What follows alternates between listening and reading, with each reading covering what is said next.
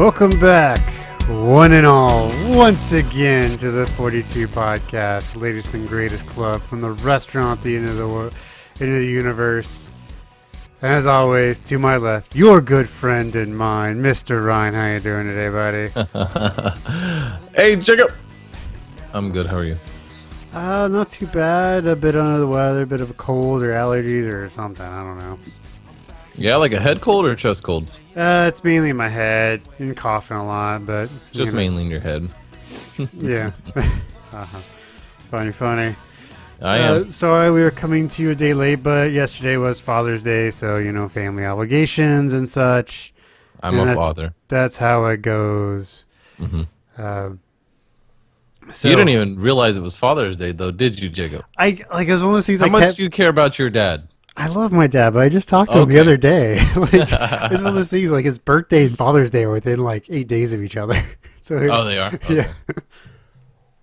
Did you get him something cool for his birthday or just a phone call? I got him some beard grooming stuff because my dad's got a nice beard. So I got him some beard. Your dad has never not had a beard. He's always had one. And I've known you for more than half your life, right? There was a brief period right after we moved to Oklahoma. He shaved it.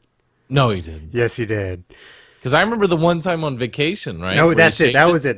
Never mind. That was the time. It was on the vacation. Yeah. He shaved it for 2 days, and as soon as he walked out of the bathroom, he went in and shaved it, and he comes out, and your mom's like, almost in tears, like, grow it back. Like, you need to grow that back. Yeah, I mean, he's had a beard since college, I think. 18, 19 years old. I think when he got married, he had a beard. He's had it pretty much his entire adult life. As long as I've known him. Yeah. I've only seen him once without a beard, and he looked like something out of, Chernobyl. It was just like an accident. You're like, no, not you. It was like seeing, the evil twin or something. I don't know. Yeah, so I got him some beard stuff, got him some beard shampoo and some beard balm to make it all nice and soft. And awesome. Yeah, it's good stuff. Does he still rock a pretty good beard then? Oh, yeah. Yeah, he keeps it a bit closer than mine is because, he's an important person. Where I'm just, a computer programmer that sits in the back corner and doesn't talk to anybody all day. And I'm okay with that for the most part. Yeah, that's not a bad place to be, really. And I did, the cubicle behind me that's up against the wall opened up about a month ago, and as soon as it was open, I moved. So I'm farther away? Yeah. More against the wall? I can be pretty antisocial. I won't lie. Not you. No way. So did you have a good Father's Day? Bad, indifferent? Just one of those things? It's not public, but it was pretty shitty. I'm sorry. Yeah. No big deal, though. I mean, you win some, you lose some, right? That's right.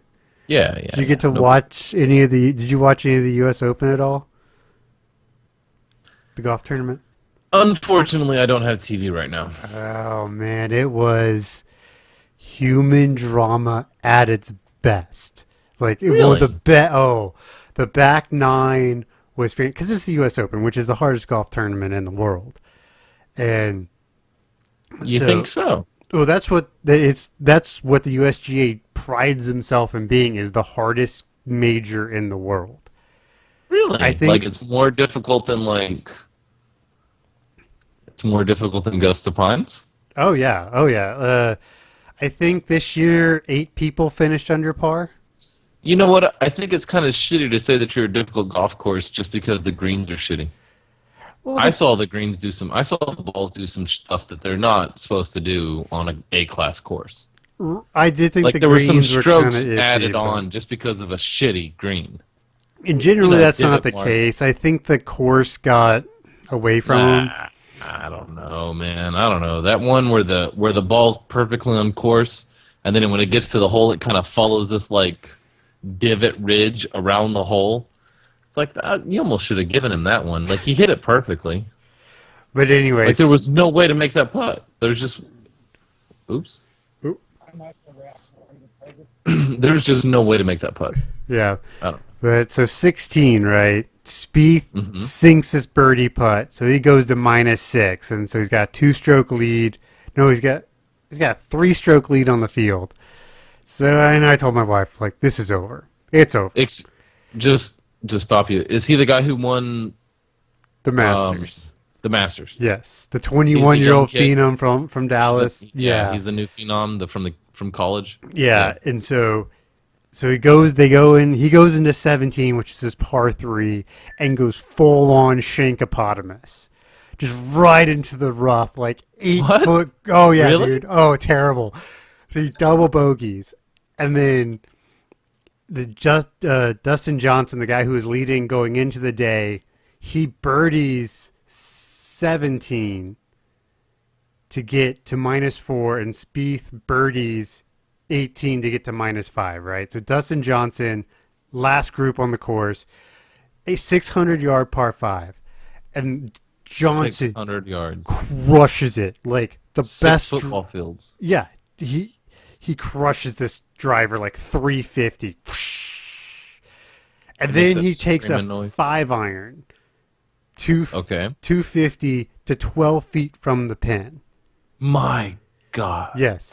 So he's got 1 putt to win, 2 putts to tie. Wait, how's Jordan doing? Is he part of this group, or is he already no, done? he's done. He's done. He's in the house at shit. -5. So in Johnson, this is it. He's the only guy who can beat him.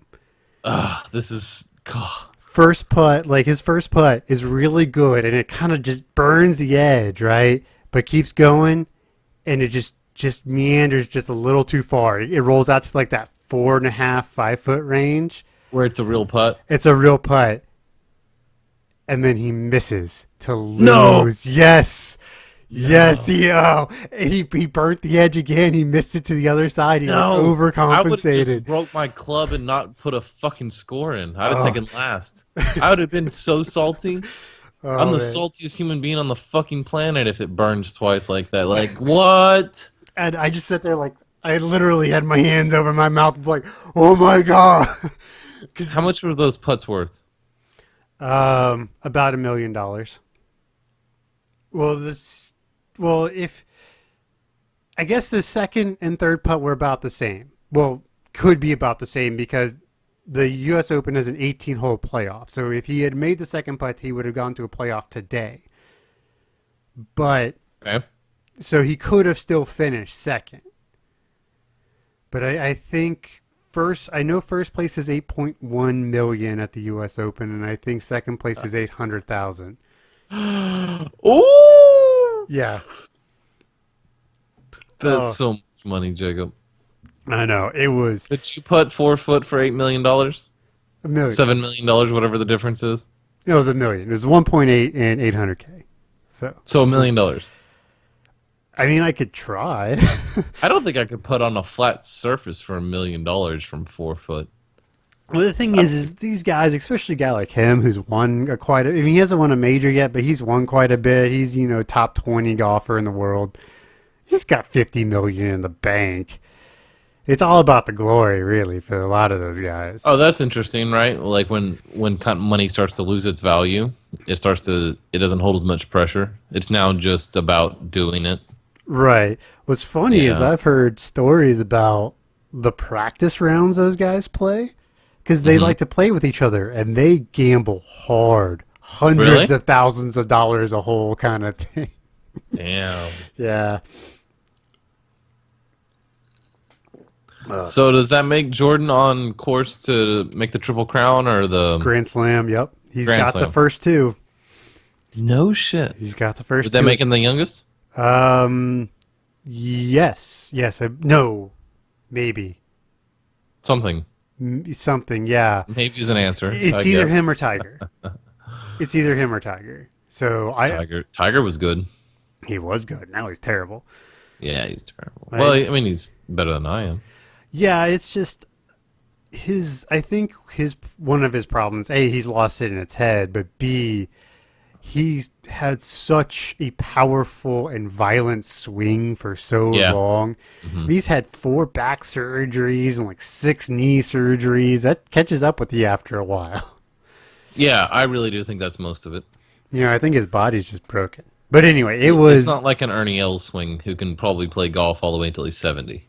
Yeah. Oh, yeah. The Big Easy. He's got such a perfect swing that he can probably do that until he's 75 years old. See, and that's something I worry about with Jordan Spieth. Is his swing? It's pretty violent. Is it? Yeah, it's all like it works. It works for him, but it's not overly pretty. Right. You know, it's not like you said, Ernie Els, who just like, if you could, he's one of those people. If I can, teach someone to swing, it'd be like, here, do this. If Yeah, you no, get Ernie Els, it's near the perfect golf swing. Oh yeah, it's fantastic. Yeah, robots swing like Ernie Els does. Yeah. Oh, Just this kind of perfect, it's got a lot of timing and a lot of rhythm and it's got a perfect smoothness to it, a smoothness to it that most people just envy. Oh, just they call him the Big Easy. It's I mean, he's got perfect rhythm, just perfect tempo. Just and he doesn't seem to be bothered. Like every golf shot's just like a par 3 on a Sunday afternoon with his kids, just so nonchalant, and it's weird to see somebody not get in a hurry. You know what I mean? Like he doesn't ever rush the golf club. He just he weighs 200 pounds and the golf club weighs the golf ball weighs an ounce, and he uses that he's to his okay advantage. with that. Yeah, he's okay with that. He can still crush a ball too. Yeah, he can. He gets 310, 320. It's not 340, 350, but still, it's far enough out there that he's hitting 9 irons and 7 irons in, which is good enough for a pro. Yeah. Especially with his swing, he's got the just classic golf swing. That's a little about like Dustin Johnson. That guy took a 5-iron, 255 yards yesterday. I don't understand that. I can't. I don't understand. I don't know if I could hit a driver that far right now. If I were to go out and just start cranking on a driver, I don't teed up. I don't know if I could do that. But he is so long. Much less like make it stop, like hit it and let it roll to like 12 feet within the like what? You're a monster. You're a goddamn alien. Like what are you doing? Like I don't know. Yeah. But when there's $1 million on the line, like in a major, it makes sense. Yeah, it makes sense that there's some pretty good people trying to do it. Yeah. Right? Yeah. Oh yeah. But yeah, so that's what I did for a chunk of my Sunday yesterday was watch golf. I got a 2-year-old that still takes naps. Oh yeah. So I took a nap yesterday afternoon. Naps are so amazing. And I'm talking, I've got a, $2,000 bed with a $100 pillow. I slept for 3 hours and just drooled. You know what I mean? Like, I'm talking just out. Like, I'm not even sure I moved. It's amazing. You don't realize you need it until you take it. You're just like, you wake up, you're like, was I dead? What? Did I go into a coma? It's when you wake up and you're not sure whether you should go to work or whether it's breakfast or whether it's, dinner. Or you're like, what's going on? Well, who am I? What year is it? Like some Robin Williams character. Or if you do it, not in the summer, like in the winter, and you wake up and it's dark outside, like, what time is it? Is it 2? Is it 4? Yeah. Is it 6 the next morning? I don't know what time, What's the greatest feeling in the world? Like, is there anything better than waking up at like 3 o'clock in the morning thinking it's time to get up and you look at your phone and realize you have 3 more hours to sleep? Or 3.5 more hours to sleep? That might be the greatest feeling in the world. You're like, oh. And you just kind of curl up against your warm pillow and put the blanket over you and you just pass out. Like, and the reverse is one of the worst. When you wake up and you feel like you've been asleep for like 5 minutes and you look at your clock and it's like 5 minutes till your alarm's supposed to go off. That's the worst feeling in the world. Oh, you're just like, oh God, I don't know if I can do this. I don't know if I can do this. Of course you go back to sleep for those 5 minutes, but still, which is probably a mistake. Probably a mistake. You probably should spend those 5 minutes in a cold shower. Yeah. It is a great feeling though, right? When you wake up at 3 o'clock and you're like, oh, I've got plenty of time. And you just pass back. What's the longest you've ever slept? Let's see. Like straight or like woke back up and kind of like milled around for like 5 or 10 minutes and then just pass back out? Long enough, wake up long enough for like a bathroom break. Let's see. If I went to bed at 8 and I woke up at 8, that's 12. Midnight would make it 16. Or if I woke up at noon, that would be, how much 16, is that? Yeah. 16. I'd say around 16, 17 hours. 16 and a half? Not bad, not bad. Yeah. How about you? Like 3 days? 24 and a half. Yeah, I'm sure. Yeah, it's What's probably because bad, you it, stayed like, up for don't 5 days on. Ever do it. It's What? terrible. Don't ever sleep that long. It's terrible. Because Really? after a while, your body actually starts using more energy to stay asleep than it does by getting it. And plus, you haven't opened your eyes in 24 hours. And you've been laying down for 24 hours. That's It interesting. hurts. I Like bet you're it does. stiff. You're like, oh God. And your eyes feel weird. And you're just like, oh God. Oh God, this hurts. I bet it's kind of psychedelic. It's kind of abnormal to your brain. It's kind of a weird experience. It really is, especially when Yeah. you realize you've been out that long. Mm-hmm. You know, And you're you're kind of coming to, and your brain starts to, yeah. But you probably stayed up for like 5 days on Red Bulls. No, it wasn't that bad. I got like 8 hours of sleep every morning. I was just pulling all-nighters. I just flipped my sleep schedule for a couple of days. It was finals week. I have heard though, if you'll black out your windows and make it sure that you're like in a silent environment that's, you know, comfortable and cool with a comfortable pillow and stuff, that most people would sleep for 14 or 16 hours. Like most people are sleep deprived right now. Yeah. Oh, yeah. And that's Like most people need to sleep 12 or 16 hours. when I was living in Tulsa, because, you know, southern summers, it gets hot. And our air conditioner was terrible. Talk about it right And now. so- I'm dealing with it. So what we did is we got extra heavy-duty aluminum foil Mm-hmm. and blacked out all the windows to try and keep the heat out. Right. Oh yeah, and you can if you let yourself. You especially the first week or two before you kind of get used to it, you can sleep 12 hours without even trying. Yeah. That's not getting used to it. That might be you catching up on the sleep. Yeah, but the problem is like like I even try to like for the most part I try my best to get 8 hours a night. I do. I go to bed at like 10:30, you know, to wake up at 6:30. Yeah. Me And too. I'm still tired. Grant, I'm doing better now than I was, but still.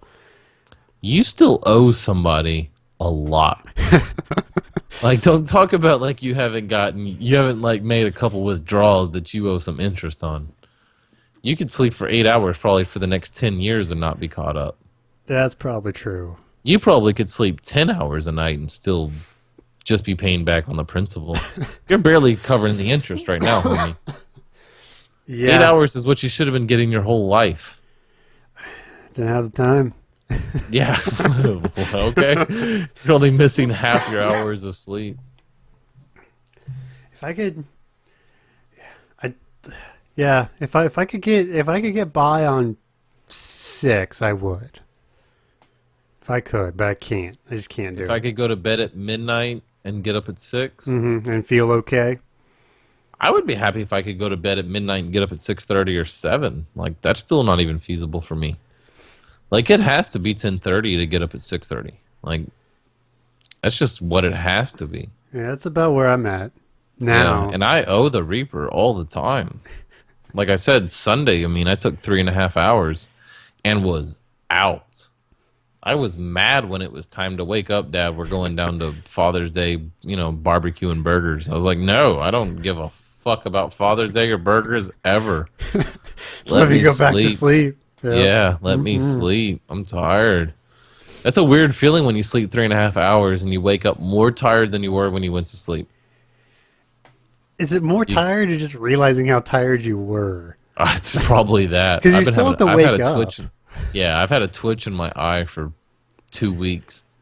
And those happen because of either too much caffeine or too little sleep. And I think it's the too little sleep. Probably. Yeah. Man, last night I struggled, dude. I had heartburn. Oh, yeah. Like, have you ever had that heartburn where it feels like the valve in the top of your stomach quit working? And every time you lay down, it just feels like you're pouring acid down your throat? Oh, yeah. Whole time. Man, I was like, what the fuck is this? I could not get to sleep, dude. Gallbladder problems right here, so I have dealt with it for years now. Have you? Oh, yeah. Tums, dude. Like the first time you Tums. feel it, just chew like 6 Tums and you'll be set. Did you just say sick? The dose is just 4, so I mean, it's not that much more. I guess. I think it's 2. Pretty sure it's 2. Whatever. You crazy kid. Well, like, the thing that sucks about having gallbladder problems is there's 3 foods that activate the gallbladder specifically. Oh, yeah? It's broccoli, peanuts, and chocolate. I can't eat either of them or I will be on the floor. Like, oh my God, on the floor. Yeah? Oh, yeah. With, Oh, like, yeah. the heartburn where it feels like your throat's burning or whatever? It's so bad I feel it into my lower back. Like, my entire top of the chest, the That's a entire new back, level. and down. That's a dude. new level. Yeah. Okay, so you know, like the Hershey's bars, like the traditional Hershey's bars in the brown They got wrapper. the little rectangles you break off and eat. Yeah. I ate one of those before we realized what was going on. I ate one of those rectangles and was literally on the floor, like in a ball, So you mean no chocolate? no chocolate. Period. Period. Like I can. Okay. Oh, have you ever been to a Lolly and Pops? Have you seen the? Have you been to one of those? I don't even know what that is. Okay, there are these nicer candy stores that are starting to show up in malls. They're really nice. If you can see one, go to one. Okay. But they have like these rooms. They have like the gummy room where all the gummy candies are, and they have the chocolate room where all the chocolate rooms are, and they have like the fruity candies that aren't gummy but still fruity in another room. And you just Okay. and you have the bag, and you just fill up the bag, and they weigh it out. And You weigh it and it's awesome. I You start eat getting half a bag heartburn the rest of the by way. smelling the chocolate in the chocolate room. It's that Really, your bad. brain just activated. Like, get prepared. We're about to eat some shit we don't want to. Uh-huh. Oh, yeah. It's bad. Hopefully I can get it ripped out soon. Last time I tried to get it ripped out a couple years ago, and they told me, yeah, it's messed up, but it's not messed up bad enough. So we're just going to wait and see if it gets better. I'm like, son of a bitch, just rip the damn thing out. Do you need it? Oh, yeah. Oh, yeah. He's like, oh yeah, that shit's important, yo. Oh, no. Oh, do I need it? I thought you meant the surgery. No, you don't really need the gallbladder. Oh, really? No, like... It And I has was... to do something. It holds a bile, but when you get it removed, your body actually uses the ducts and it creates its own secondary gallbladder. So, Does it really? yeah. Okay, let's just all take a moment. How awesome is that? So, yeah, but it's one of those things where I knew it was coming. But both my parents have had their gallbladders removed, and I have 8 relatives within one one area from me. Not like second cousins, but like cousins and aunts and Right. uncles. Uncles like and 8 of them. 8 of them. Plus my 2 parents. So 10 people who are very closely related to me have all had their gallbladders removed. It's just like, if you're in Ingalls, you're not keeping it. It's just all Okay. there is to it. Okay. What about like spicy foods? Can you eat jalapenos and Tabasco sauce? It will give me some heartburn, but it's not bad. You know what gives me heartburn recently? Huh. Iced tea. Huh. Maybe maybe it's the acid? I don't know, but it's only iced tea that I get from restaurants. Like if I go to Chick-fil-A and get like their sweet tea, Uh-huh. heartburn, really Weird. bad. If I make my own iced tea, not so bad. Not so bad or not at all? I'd say not at all, actually. Okay. Yeah, I only get heartburn from home when I eat like spicy stuff, I mean, I don't need or if I'm ridiculous and eat a bowl of cereal like right before I go to sleep. You ever do that? Oh, don't. Yeah, that's a bad idea. Yeah, but Or- it's awesome. or like It's such pizza. a good feeling. Like pizza, you're just like, oh god, it's like sitting right here. You're trying to sleep, you're like burping, like. Yeah, you eat 2 pieces like in a drunken stupor right before you go lay down. And you're just like, and you have that debate with yourself because especially if you've been drinking a bit, you're like, you know what, I could throw up right now. Just get over with. I can just get this over with. But then you're like, but I'm in bed already. Yeah, and then I got the effort, and it's kind of gross. It's It's kind not of. that pleasant, and I think I could just tough it out. And then you kind of do that burp thing, and it burns, and you're like, That's why we were having this conversation to begin with. You know what I mean? You had that Like, how bad conversation for like 2 hours. then either you pass out or you actually go throw up. It's like when you wake up at 2 o'clock laying on your back and you gotta pee, and when you roll over, you realize you don't gotta pee that bad, and you're like, could I just go to sleep having to pee, or should I get up and walk the 10 feet to the nearest bathroom? I've never done that. I don't know what you're talking about, Chico. No, not me. Oh, and then there's always the classic, did I lock the door? You're like, shit, I'm pretty sure I locked the door. And you debate with yourself for like an hour before you actually get up and go to check the door. And then you're pissed off. And it's locked. Yeah, of course it's locked. Of course it's locked. Of course. But there is that one time where you actually did forget it and you find it. And then you can never, you always double check it for the rest of your life ever again. Right, yeah. Mm-hmm.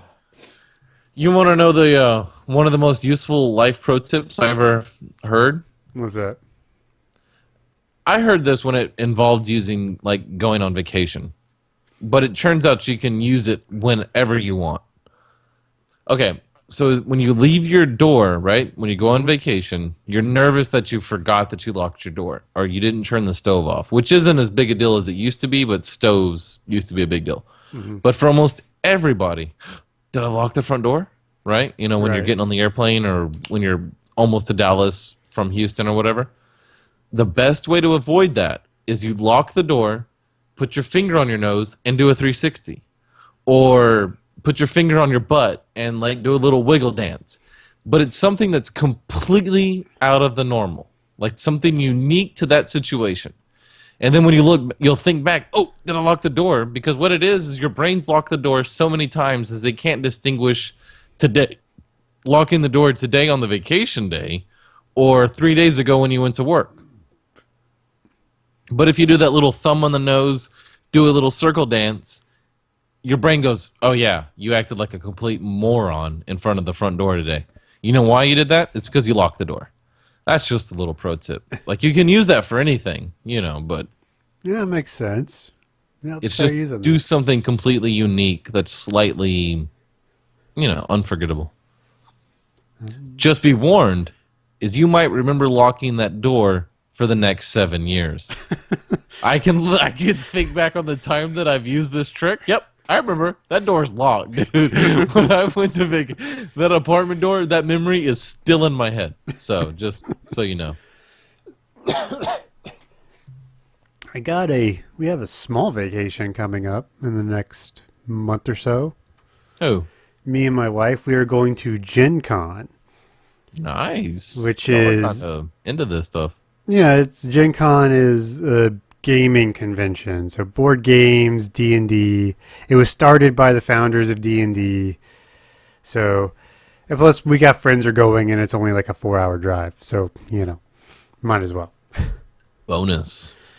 Yeah, it's over in Indy. It might be 6 hours. It's still not that far. But oh, y'all are really close to a world-class amusement park. You should go. Oh, yeah. Was it Cedar Point? The one in Ohio? It's in Ohio, but I don't remember the name of it. But I know which one you're... It's got the Beast and the Young Beast and stuff in it. Yeah, it's like one of the world's greatest amusement parks. God, I have not been to an amusement park in so... I mean, not counting like Disney, but I mean like a roller coaster park in so long. Yeah, like a thrill ride kind of thing. Right, like a Six Flags. Did you know that for as cool as movie theaters got, so have amusement parks? You can pay the little bit of extra money and get like bracelets that let you get to the front of the line and VIP bracelets that let you ride the ride twice. You don't have to get out of the ride. You can just do it back to back. And nice. It's like, yeah, I'll pay the extra money to be a little bit of an elite asshole. That's cool. Yeah. This is why we make money. To spend it on stupid shit like this. You know, it turns a day in the park from 150 to 300. It's already too expensive. It's already too expensive. Let's just spend a little bit of money and not regret spending the money. Because nothing worse is than spending $150 and going to an amusement park and standing in 6 hours worth of lines and riding 4 rides. You know what I mean? Mm-hmm. Why don't we just spend $300 and go ride every ride in the goddamn park twice, if not 4 times, if we really enjoyed it? You know what I mean? Like, I don't know. If we're going to go spend the money, let's do it. for realsies. And now that I'm 30, I have that kind of money. I can do that. Yeah, there's been a lot more of that recently with us. We're just like, screw it, just spend the extra money. It's worth it. Yeah, it's worth it.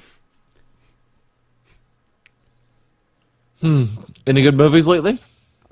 No, we were gonna go see Inside Out this weekend, but with my sister-in-law being here last weekend and part of last week, I just was like, you know what? I don't want to do anything. Let's just. So we just stayed around the house, did yard work, did chores, watched TV.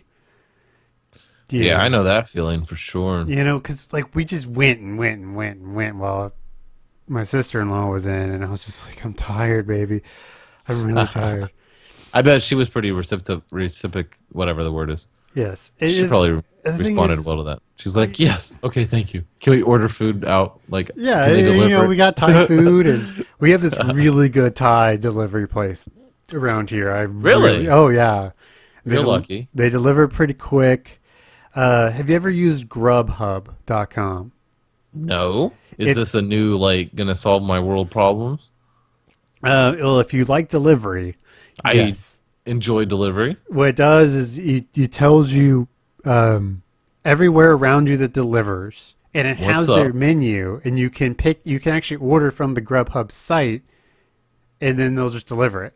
Is this like the Uber of delivery food? Kinda. It's an aggregator. It just pulls them all together. More like a StubHub or yes, it's more like a StubHub for. Oh, it's fantastic. So whenever, like, if we want delivery, which we probably do it about one meal a week. You know, that like Saturday evening when you're home and you just don't want to go back out. So that we'll just yeah, I think we're at one or two a week. Yeah, that's it was probably about one meal. But yeah, Grubhub. How often do you get carry out though? Like on the way home from work, do you get food? Oh, never. Never. No, we either go out or we order in. Really? But we only. Does your wife cook or do you cook? I cook. She does. Not often, or no. 99 meals of ours from Sunday to Thursday are cooked at home. Like Sunday night to Thursday night are cooked at home. Friday, Saturday, and Sunday lunch are iffy. Yeah. Sure. But yeah, no, we cook almost exclusively at home during the week. It's just, you know, after working out and everything, you don't have a lot of time, and you know, you don't want to. Even though we do work out at home, you don't want to pick something up and then work out for an hour or half an hour, then take a shower and it's cold. That's true. And plus, it's just cheaper and healthier. That's true. Yeah, there was a debate though whether, if you factor in the time that it requires you to go get the food and then train yourself to cook, to have a high quality meal that you could buy, there is some economic argument to having some other people doing it. Like there is an argument to outsourcing it. Like if you at a certain level of income value, like when you have a certain level of money, once you have a certain amount of taste when it comes to a high level quality of food, it does become almost more economic to have someone else cook your food for you. Well, I mean, especially for us, since we're two people, it actually can be pretty easily. But, you know, we don't eat extravagantly during the week, even cooking for us. I mean, tonight was taco night. Just how weird is that? That's what tonight is for me. It's every Monday is taco night for us. Yeah, how do you do tacos? We grind our own chicken, so we do chicken tacos. Chicken tacos. Mm-hmm. Chicken's a lot. A, right now it's a whole lot cheaper than beef, and B, it's a lot healthier. A little bit better for you, yeah. So we get the 100% chicken breast, real lean chicken. We grind it ourselves. We have our own grinder, and we'll get 8 or 10 pounds. Well, it's just cheaper because 8 or 10 pounds. Not at once. We'll buy it at once. Like, wait, what? We'll buy it at once and grind it, and just put it in the freezer. 2 peepers, like a pound at a time. Yeah, and so what we do is like when we get ready to go to work, we'll pull a pound of chicken, ground chicken out, throw it on the counter to let it thaw, and then you just brown it up, and we get like some taco seasonings. So we'll brown it up. We'll throw some water in there, can of black beans, taco seasoning, maybe some like Tony Cacheras and some garlic on top. Stir it up, let it cook for 10 minutes. Bring it to a boil, let it simmer, and you're done. Throw it in a bowl with like some salsa and some cheese. Oh yeah, quick. I can do it in like 15 minutes. Interesting. You want to know what we did? What's that? Ground beef, a pound of ground beef. Mm-hmm. Brown it. Taco seasoning, water, let it simmer. So you could pretty much just eat it like tacos at this point. Right. A can of refried beans. Spread it on top of the meat in the pan, right? Mm-hmm. So you got like meat and then a layer of beans. A small layer of sour cream. Another layer of pecani sauce. Then cheese. Let it sit on the stove at 130, 140 for 10, 15 minutes and let it kind of all melt and become gooey. Mexican casserole. What's up? Nice. Throw it on soft tacos or eat it with corn chips. Nice. Or just straight out of a bowl. Awesome. Yeah, we do like the burrito bowl thing, so we can each kind of customize. Yeah. Because what I like to do with mine is get some chips and crunch them up, and then put some cheese and salsa in there, and then just stir it all up. Oh, it's super good. It's You ever do that with your peanut butter and jelly? I can't eat peanut butter. What is it called? I can't eat peanut butter. You can't eat peanut butter. Eat Oh, peanut. your gallbladder. Yeah. Right. We just talked about this. Damn. Well, for anybody who can eat peanut butter, make a peanut butter and jelly, and then just fill that motherfucker with like a layer of Ruffles chips. Oh, it's so good. It's Back so in the good. day. It's so good. Well, there's We used to eat 2 of those as a snack between lunch and dinner. There's a Ben and Jerry's flavor that is that. It's peanut butter and jelly with chips in it. Leave it to Ben and Jerry's. They said they would make a weed flavored ice cream if it ever went fully legal. Would that actually be good? Or would that just be No. one of those novel things? It would be a novelty. It's kind of like when Jones It's a very- Soda was making the Thanksgiving Christmas dinner sodas. Those were miserably bad. Oh, they're Those terrible. weren't even kind of good. But You I couldn't even got to give put- them credit. They got pretty good on some of those flavors.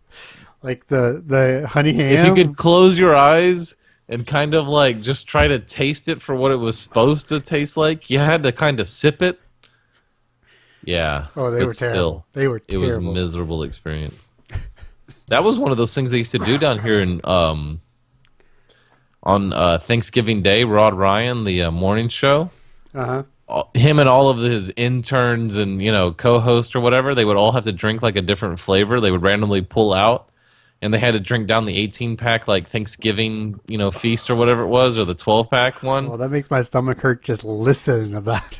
They almost threw up all the time. Like it was like near with the one who got gravy and shit, or the who got what is that pink stuff that you have to that no one eats? Oh, Some type of it's not beets, but it's something else. Cranberries. cranberry where they were sauce. Yeah. Yeah, one of them got the cranberry sauce. Ugh. Oh, yeah. Someone described something tasting like Pepto-Bismol. He's like, I don't know what it's supposed to be, but it sure just tasted a lot like Pepto-Bismol, and it's almost impossible to drink. Now, That if one you- person who gets lucky and gets the blackberry cobbler, and it's pretty good, actually. Now, if you ever just want to be mean, No. 'cause just for all those out there, if you want to prank, and this is an old one, but they Jelly Bellies, right? Yeah. Oh. The Harry Potter ones. It doesn't matter. Snot and vomit, and you Oh. mix those with cinnamon and like green apple ones, so people don't know what they're getting. Oh, it's mean, but it's funny. Oh, if you want to be truly evil, you want to know the one that's not that bad, but it's actually really evil. Which Is one? you put Reese's Pieces, Skittles, and M&Ms all in the same bowl. How messed up is that? How evil is that? That's like as evil as it comes. Or here's another good one: is say someone wants some Coke or like some other soda. Yeah, in Texas, you got to be really specific. Freeze Mentos in an ice cube. Oh, they're called time bombs. Yeah. Yeah. So eventually, poof. The whole Coke just explodes like 5 minutes later. Or have you seen the people who will take Oreos and scrape out the frosting and replace it with toothpaste? How evil can you be? That's a whole other layer of hell. That's like the ninth ring of hell. Yeah, that's like norm level. Like that's like men between men kind of pranks, where you're getting people you don't actually even kind of like. Yeah, you want to know the one that is pretty innocent, but I thought was horrible. You know those things that you throw down on 4th of July that you give to like preschoolers? Poppers, yeah. Yeah, the little poppers. You just take some Scotch tape and tape those to the bottom of the bathroom. What is that called? The toilet seat. You know how you have the rim and then you have the seat that the girls tell you to lift up? Just tape like 4 or 5 of those onto that, so when they sit down, it's like.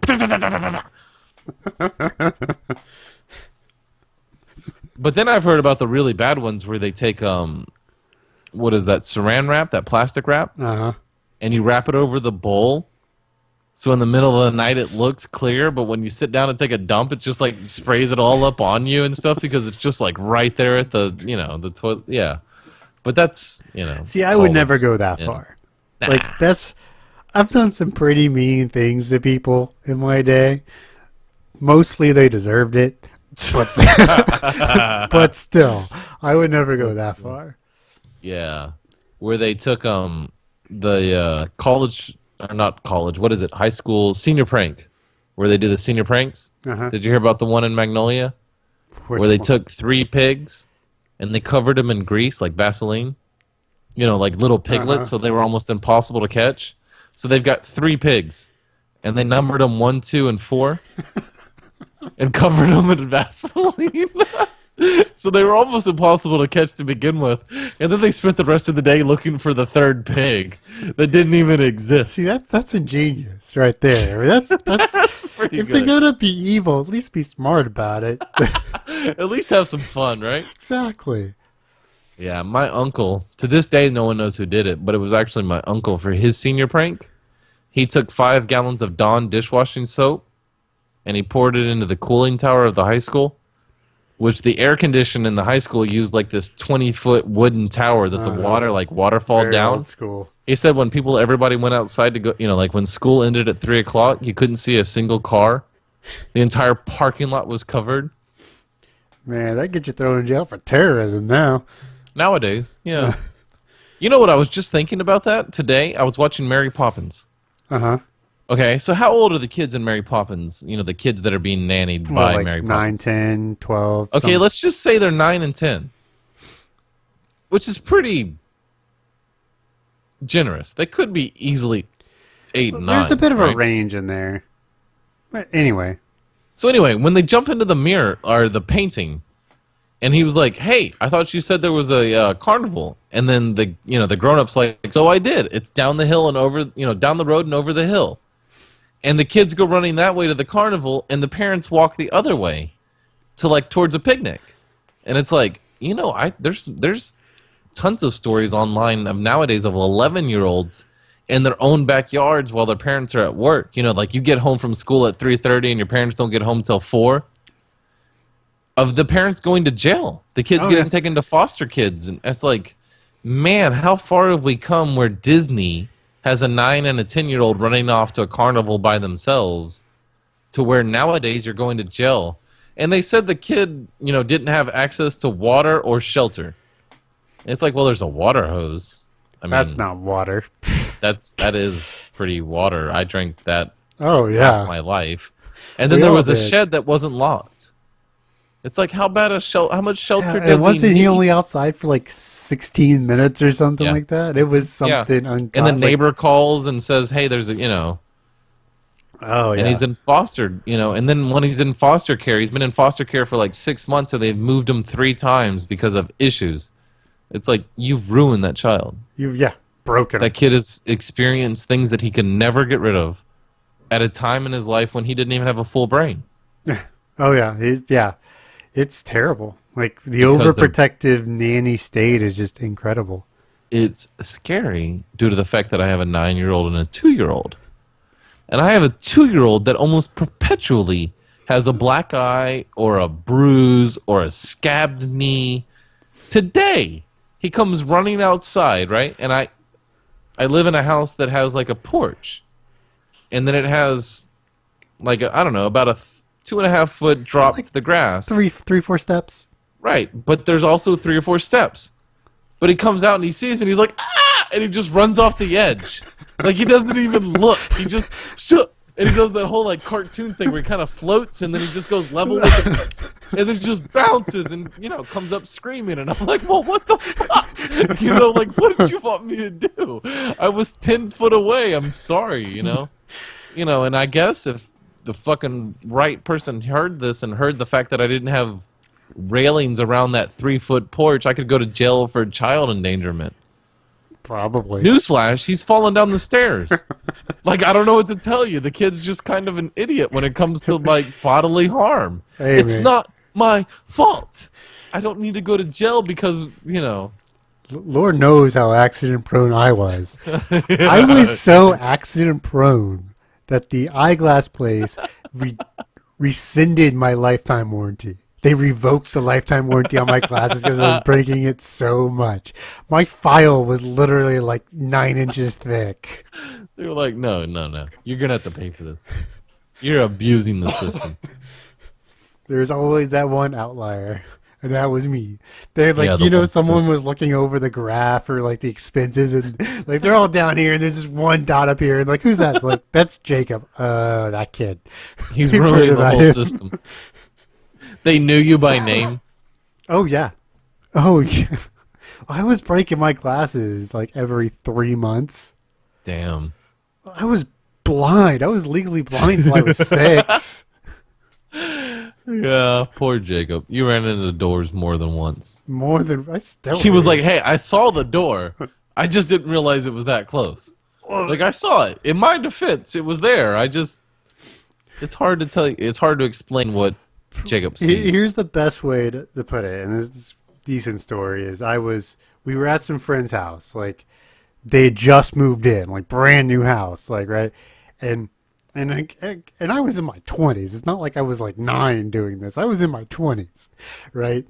And they gave me a can of Pepsi, and it was sitting I was sitting on the floor, and it was sort of on the coffee table above me. And I went, and I thought my fingers were going to close around it. Right. But I didn't. I pinched the very edge of it, like, sort of just catches the edge of it, and I did it. I guess a little harder than I should have, but I was just planning on grabbing it. And that thing shot like 4 feet all over this carpet. I'm like, oh no. But that's how it is, where things are just a little bit farther away than I actually think they are most days. Yeah. And so, the joys of Jacob's friendship. Poor carpet. Poor carpet. Jacob's poor body. Poor jeans, all of our old jeans, that they were all like, if you ever looked at the knees of our old jeans, they were just solid blood. Oh, from me all and the you? skating, yeah. Oh, yeah. If not, just ripped. Yeah. I would buy a pair of jeans and rip them that weekend. Yeah, just one, 2 or 3 good wrecks. And do you remember the joy of like taking a shower and going to sleep and having the comforter stick to your scab and you're having to like rip it off and when you wake up? I don't know, man. Between me and you, the greatest feeling in the world is picking that like 1-week-old scab where it comes off in one whole piece and it's just that glorious, painful, bloody sensation where you're like, I'm a man. When you were like 15 years old, you're like, these are battle wounds. I hope it scars up horribly. I remember wanting scars. Oh, yeah. Scars are sexy. Yeah. To other men, I guess. Hey, chicks take scars. Do they? Oh, yeah. Bonus. And depending on where the scars are, you can just really screw with them. Have I told you a story about the scar on my arm here? Well, show everybody your back. Where the aliens put the implants. Okay, well, anyway, I have this pretty long, probably about 4-inch scar across my forearm, about halfway down. Uh-huh. And I got it working on a barbed wire fence. It's actually not a big deal. It just ended up scarring really bad. This is about... It was most likely the galvanized. Yeah, it was just cauterite. You know, just one thing. Yeah. But this was like 2 months before I went to school for the first time. And so it's a pretty fresh looking, kind of nasty looking scar.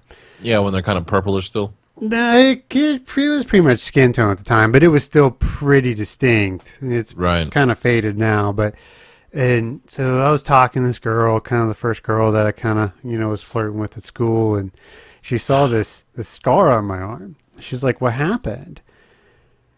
And I thought about telling her, then I was like, "Wait, we can have some fun with this." And I'm a terrible person for doing this, but I did it anyway. You're just a terrible person. I am just a terrible person. Okay. And I was like, well, I was about 14, 15. And it was a really dark time in my life. And You're such an evil person. I went on for like 5 minutes, and her eyes are the size of saucers. And Slightly tearing up. Slightly. And I'm like, no, Yeah, no, all it's barbed shiny. wire fence. And she's like, hits me, which I Fuck you. deserve, but...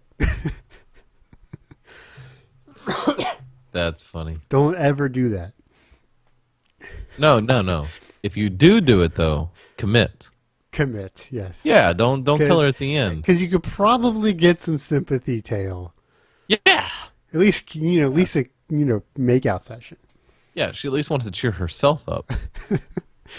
It was You gotta lay really on bad. thick, though, gentlemen. Is not too long after that, I scratched myself on another fence, like right up against my wrist on the same arm. So it really looked like I had tried to cut myself and just had no idea what I was doing. It felt like 2 inches in the wrong direction. Going the wrong way. Yeah. So did you Oh no, we talked about it. I wanted to go see that movie too. What were we going to see? The Inside Out? Yeah, we're gonna go That on Pixar Friday. movie. I wanted to go see it. I'm hoping the should. I'm what? really looking forward to that. The new Terminator. I'm interested to see it. Man, it looked good. Did you see that the YouTube teaser where they had Arnold Schwarzenegger dressed up in makeup and he was acting like a wax statue, and people were coming up and like getting pictures, and then in the middle of the pictures he's all like jumping out and moving on them. It's hilarious. You can see like true fear when you're like reminded that we're still animals. Like there's a part of us that's still a monkey, and their eyes go like just pure white, and the pupil all dilates, and they're like it's hilarious. It's fun. Fun fact: if you download the app Waze, WAZE, it's a map app. Yeah? You can have Arnold give you directions on your turn by turn. What do you mean? Like his voice? Like, Yeah. John left here. I can't even do a good Arnold. I can't. I can, either. but not on the spot. Like you can't tell me to do a good Arnold. Now that we're talking about it, I can't remember what he fucking sounds like. Get to the chopper. I can't Get do to the chopper. it. We're idiots. Oh yeah. Did you see Netflix testing ads? Yeah, we talked about that. We talked about that. I'm still upset. I You don't remember the think- first time you saw ads on YouTube? No. I was like, what is this? I'm I- losing the internet. I thought didn't it was watch a the- lot of YouTube until the last couple of years. I thought it was the Like I really was sort of. I wasn't anti YouTube. I just hadn't found anything that was interesting. It wasn't until they started getting a bit longer content that I Yeah. actually started to use it and find it funny. And It's weird though to come from a point where the internet didn't have ads. Where the like internet's always ads was had kinda- ads. Yeah, but But- not so pervasive like they are. That's what ad block is for, man. You don't see them anymore. That's true. That's true. That's- Adblock is amazing. Ad block is amazing. Especially if you have like the newest updated version of it. Nothing gets through. Nothing. No, it's Like- fantastic. Nothing gets through. It's And like, they're- how can this be legal? Well, it's just this. It reads the HTML and all the code on the website, and it knows what an ad is, and goes, no. It's fantastic. I love it. It's fantastic. If you don't have it, get Granted, it. we're like hurting the sites we love by not doing it, but hey, I am one of those guys who turns off my ad block for certain sites. I do too. I do Yeah. too. It's like, no, you're good enough to support.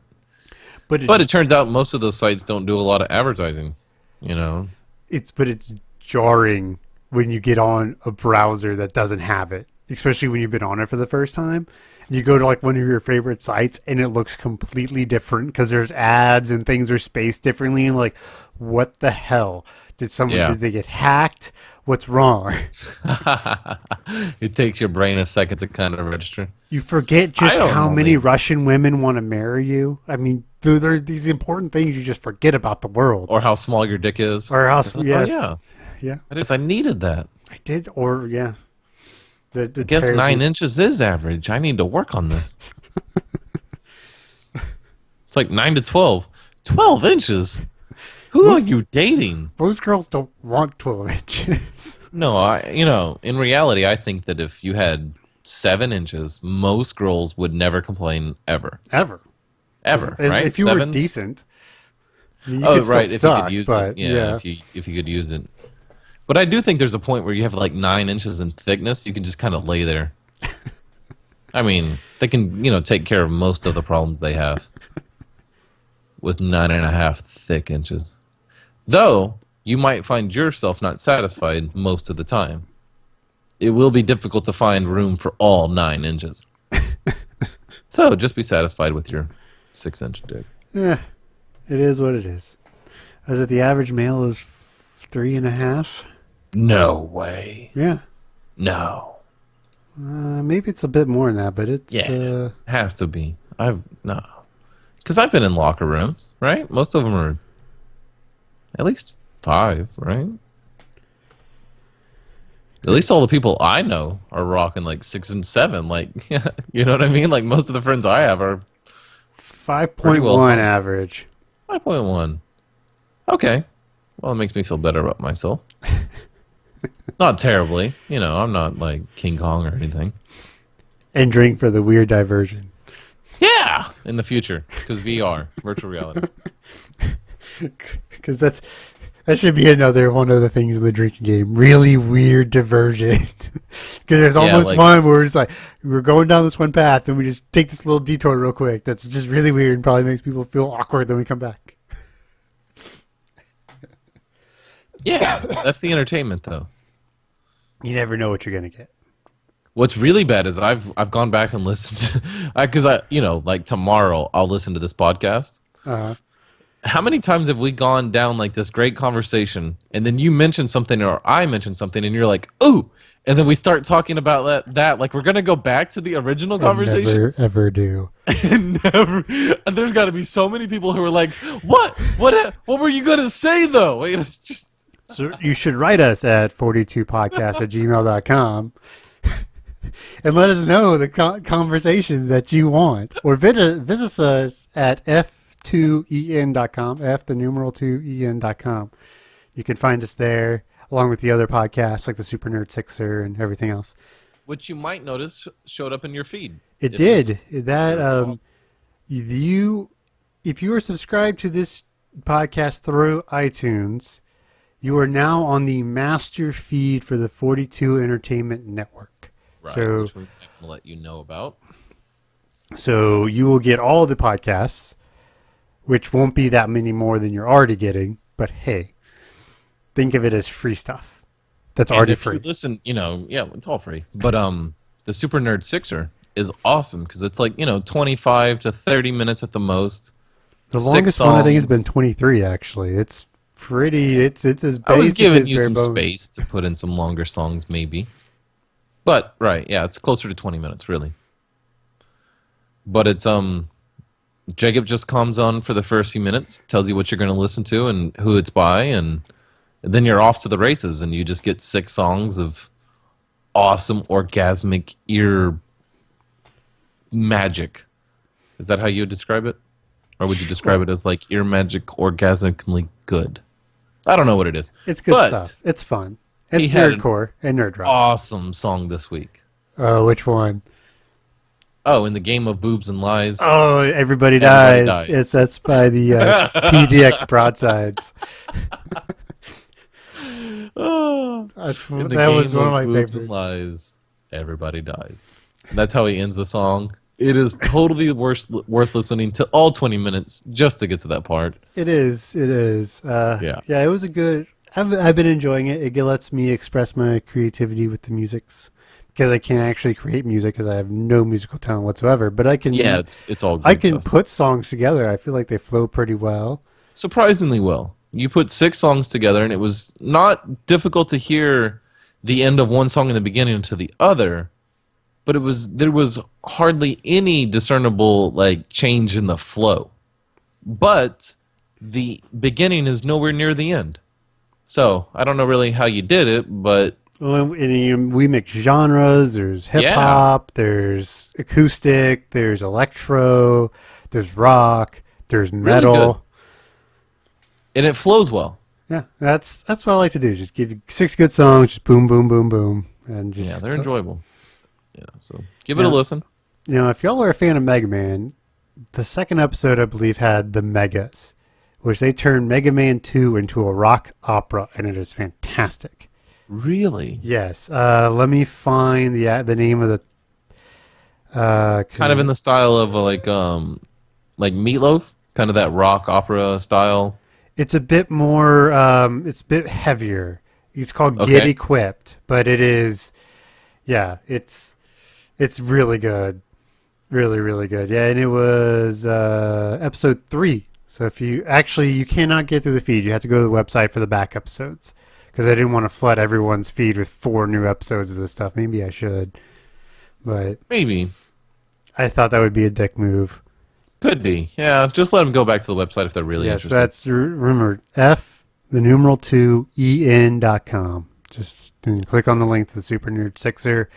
Click on the RSS. You can subscribe that way through iTunes. For whatever reason, iTunes will not approve that podcast.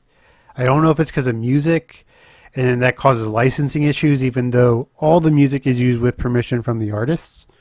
So it is completely legal. I'm not doing anything illegal by this podcast, by the Super Nerd Sixer. But for whatever reason, I've tried 3 different times on 3 different websites to get that podcast on the iTunes network, and I cannot do it. That's most likely what it is. Is they're not, they have no way of guaranteeing that information or those aren't trademarked and being played illegally, and they want to just probably cover themselves. CYA. Yeah, probably, but still. But anyway, so you can do it. You can do it on your own. You can just use the. We have a FeedBurner RSS, which is pretty easy to add to most podcast websites and apps or and applications. Stuff. Yeah. So yeah, check us out. Still working on Visual Meta. Haven't been able to talk about that recently with our other co-host. But yeah, we're growing slowly but surely, getting some more listeners. Had almost 20 last time, so yeah, for the new people. And if y'all haven't listened to it, the last week's podcast was kind of awesome. It was really good. And whoever is in Austria listening to us, you're the man. What's up? Or the chick. Whoever you are. Or the girl. You're the best. You are. Yeah, because you're way far away and apparently just a beautiful country. I've never been to Austria, but apparently it's just gorgeous. I don't know. It is. Yeah. Isn't it like part of the Baltics or whatever? I think so. That part that created World War II? Yeah. That gorgeous, perfect part of Europe and Germany area. Isn't that where Sound of Music is? Yeah, I'm pretty sure. No, not the Sound of Music, but Madonna did a music video portraying it. Yeah, no, it's most of the Don't movie Cry for Me, Argentina or something. Most of the movie was filmed in Austria. Oh, really? I thought it was Switzerland. Nope, it's Austria. Okay, sure. So yeah, it's gorgeous. So gorgeous. You have a cool life. I don't know how taxes are there. Yeah, send us pictures. Taxes? You're such an old man. What are you even bringing that up for? Taxes. I'm curious about how the weed is, and you're worried about the taxes. Hey, and I have kids. You sure you don't want my kids? You don't want to just trade our lives? No. You old man. You crazy fuck. You've been trying to grow up since I've known you. Well, now that I'm here, I'm ready to stop. You're finally like, okay, this is it. Whoa. I always tell people I wanted to get to 25 and stop. Yeah, that's true. Who knows, me? You were a pretty good, 20-year-old, though. Yeah. 19-year-old. Like, in college, you were a pretty cool kid. Weren't you a DJ and Oh yeah, the president of some other stuff? And yeah, and I ran concerts. like a secret society out of a third floor of a dorm that was responsible for 90% of the shit that happened at that college. 90, come on, just 75. I was thinking more like 99, but I was trying to be generous. Well, the thing is, we had competition. Did you? Yeah, oh yeah. Would you really describe it as competition? But some of them were pretty good. The thing is I went to an engineering school where the on-campus ratio of guys to girls was 3-1. If you took out the married women, it jumped to like 8-1. So we had a lot of free time.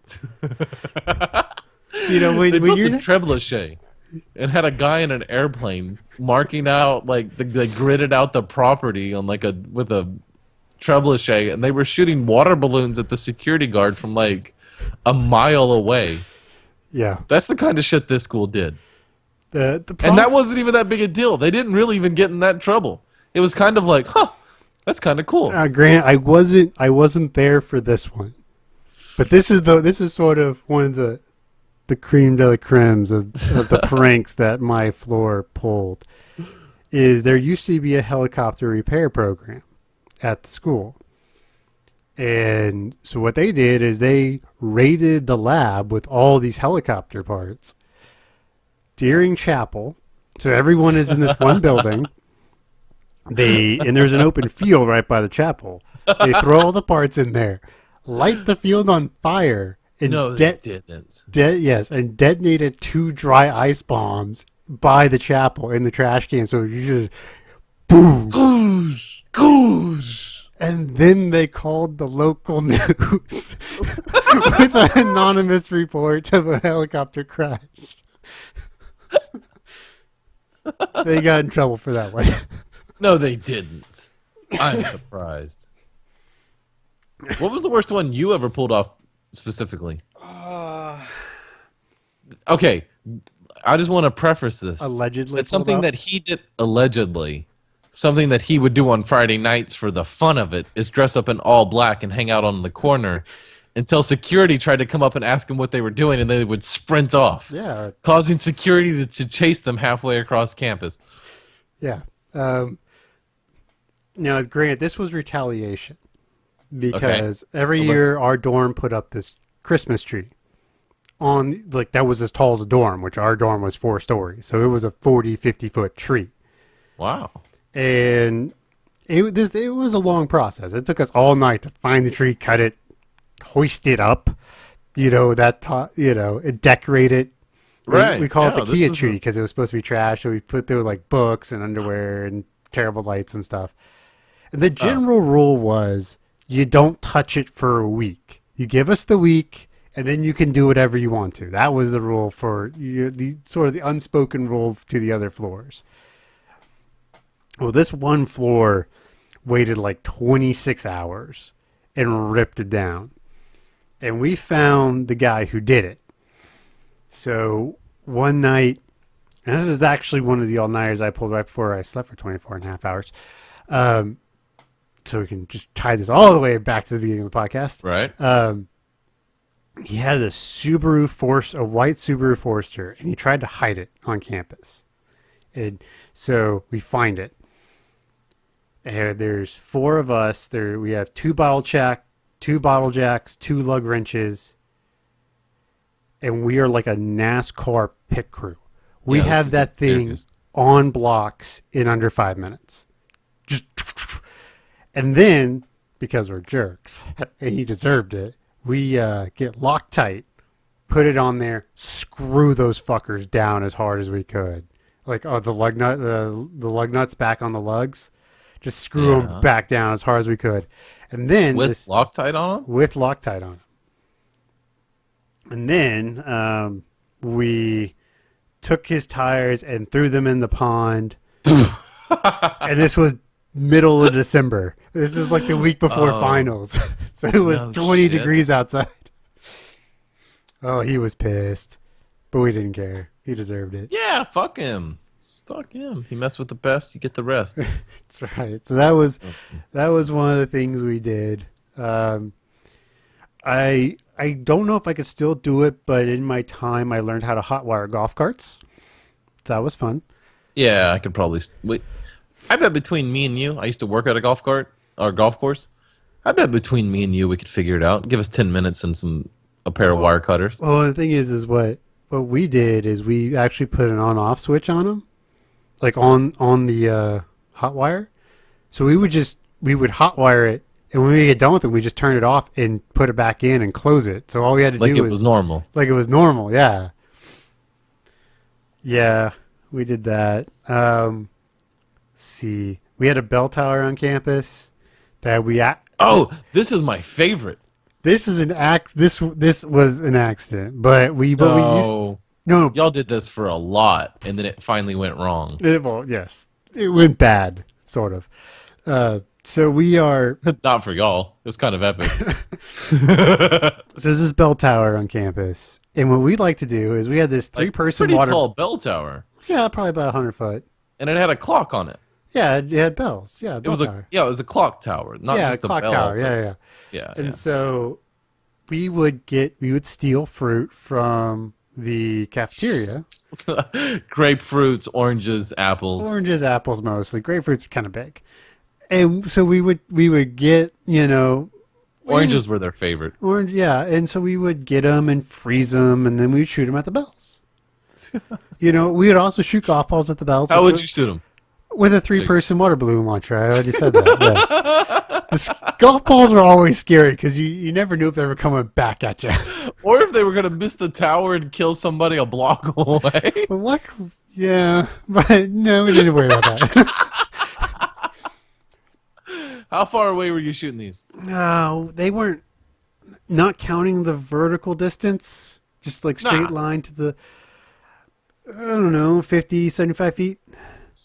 But they also got to travel pretty high up, another That's 50. what I'm saying. Like if you miss the bell tower, how far are these going, Jacob? Oh, not that far, because the angle is pretty steep. He says it so casually. Just enough to knock out the professor on the other side of the Well, it's car. not like we weren't going at it as hard as we could. It's not like we were just stretching that thing to the limit.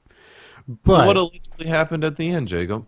well, there's so the time before this, there's actually a couple prefaces to this story. One is because we used to do it like 20 to 30 pieces of fruit. You would have like a whole bucket of fruit. Like you would spend Well, a but few- then we got these freshmen. it wasn't like a shot at a time kind of thing. Yeah. I imagine that you were going all rogue out there, like running out there, setting it up, launching like 2 pieces of fruit and running for it. No, we just stood in the bushes and just shot them from the trees. And so we used to go with like one backpack, like half full, right? Like 20 pieces. It would take us 10 minutes and we would go home.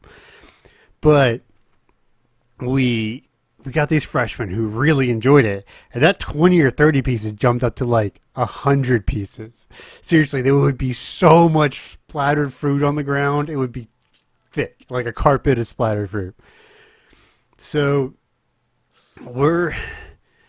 and we had just gotten a new water balloon launcher, which I think is one of the problems. But so we set up, and I remember this as vividly as I can. I was on the left side. I won't say their names, but they were, I know exactly where they were. And it flew, and it's like, oh, that's going to be a good one. It's going to hit the hands. We hit the hands many times. It's not a big deal. Boom! Right through the hour hand. And we're like, oh shit. Because we thought they were metal. They weren't. They were plastic. So we run up there. And I throw it in my backpack. And security starts coming. Oh, wait. No. You didn't describe that well enough. You went through the hour hand, and it fell. Oh, yes. It fell. Yeah, we broke it off. So I get it. And we start walking. And security starts coming. And the other guys bolt. And I'm like, you know what? Screw it. I'm going to play this cool. So I just keep walking because I knew most security guys. Like, hey, guys, how's it going? They're like, hey, how's it going? Just kept on cruising. They looked for that hand room to room for 2 months on the campus. No shit. No shit. They were like trying to expel people. Did you have it? Yeah, I had it. You still have it? No, I don't think so. I think it got passed down to later generations. Oh, okay, that works. That's nice. But yeah, that God, I hope that doesn't come back to haunt me by putting that on the internet. That was all allegedly a story about someone else that you knew. That's true. I heard about this story. Yes, it was very that alleged. wasn't you at all. I don't know. Besides, they can't expel you now. That's true. Well, they can't resend my degree. They might try though. But it's a different president. I doubt it. But yeah, that was some of the fun things we would do on campus. Besides, you didn't shoot it. Somebody else let go. That's right. That's right. I was just an accessory, allegedly. Did y'all do the slip and slide in the hallway? Oh yeah, yeah, we did that. We did berm sliding, which was all the fun because, like, university had these big berms. Yeah, these giant hills. I don't know, probably about 30 feet. So you get like, if you can smuggle out like a tray. Well, they're probably like 30 feet down, but it was probably 60, 70 foot long. Some of them were a lot longer than that, and you just get like, you wait till it got really, really rainy. Like while it's still raining. Yeah, while it's still raining, you just go slide down the berms. Hopefully, you got like a cafeteria tray. Y'all fucked that grass up. Oh yeah. Good time. I remember one time we got this guy.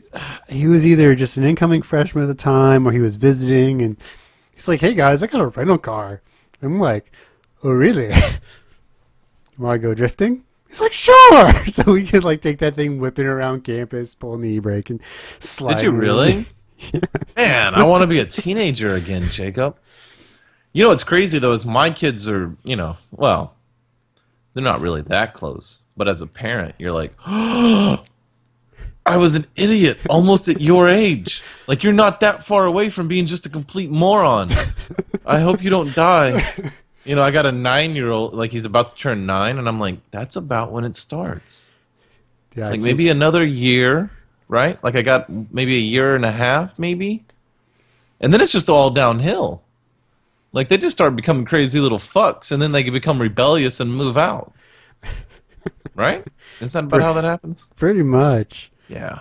And pretty soon you have to fight like the girl problem, and it's like part of you is. So how do you think that's gonna go for you? Like the first time you catch him in the room with the girl, you can be like, because part of you's got to be like, hey, he's got to be careful. But the other part of you's like, well, is she hot? She is cute. I'm a dad. I'm a pretty bad pervert myself. Like I'm not, if he's bringing home hotties, I'm gonna have a hard time not being like just happy he's got like 19-year-old hotties in the house. You know what I mean? You're gonna be like, wow, she's kind of cute. That's awesome. I remember being that age. Fist bump. Yeah, but I'm also a dad, so I'll give him the whole speech, the whole 9 yards. Don't screw up. Yeah, don't get her pregnant.